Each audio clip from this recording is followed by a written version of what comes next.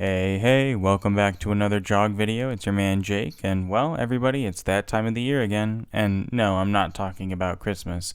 Not just that time of the year, but that time of the year every 4 years. Oh yeah, baby, you know I'm talking about the United States presidential election, baby. Woo! Time to vote for your favorite war criminal. Watch out, watch out, watch out. Let's go, let's go.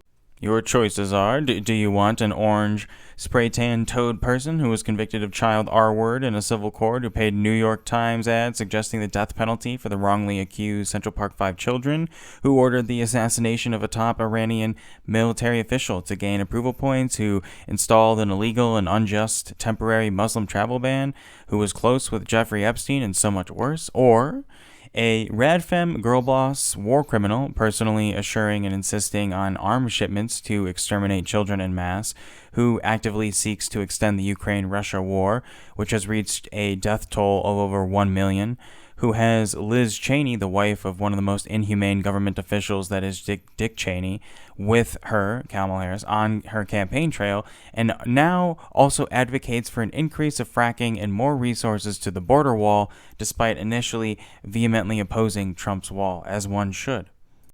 In this election, my fellow Americans may be hearing a lot of the same rhetoric, how this is one of the most important elections of our lifetime, even though they say this, as in the establishment, all the time. And while Donald Trump is certainly a gruesome and terrifying prospect to have for our nation's president yet again, there's actually little material difference between the policies of Kamala Harris and Donald Trump, with the exception of the abortion protections. Kamala Harris's promises of price caps, child tax credits, expanding Medicare to at-home care, and housing subsidies are just that, promises. Best case scenario, these quote-unquote reforms are enacted as breadcrumbs. But these policy discussions, examination of nuance, similarities, and differences, all of these topics culminate to this point. Overall, for this election, in my opinion, I believe Kamala Harris will win this election with a small lead.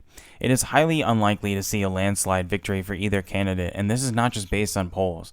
The country has been so divided by its fake political lines that truly having a wipeout for either candidate is quite an unlikely prospect. However, it's not impossible.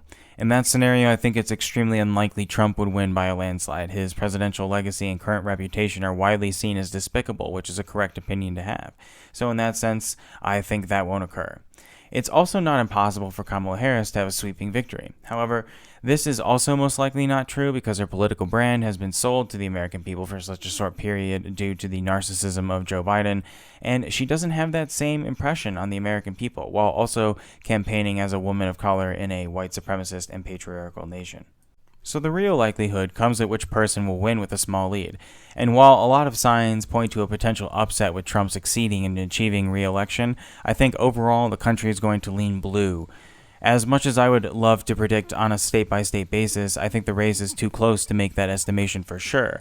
However, I'll attempt to make my shot. The real contenders are always the swing states, of course, as we know.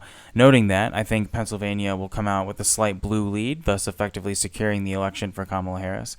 Oftentimes, Pennsylvania is seen as the real indicator of the election's outcome, but obviously exceptions exist.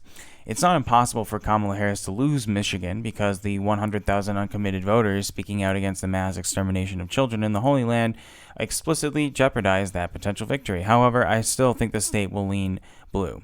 Wisconsin will most likely go red, with Florida and Texas also probably going red, and Ohio and Iowa are a little up in the air.